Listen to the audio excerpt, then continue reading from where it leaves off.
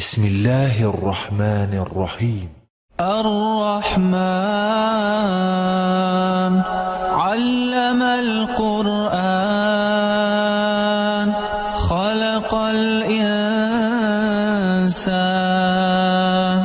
علمه البيان الشمس والقمر بحسبان والنجم والشجر يسجدان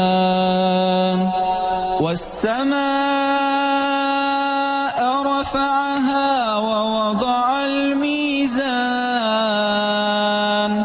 ألا تطغوا في الميزان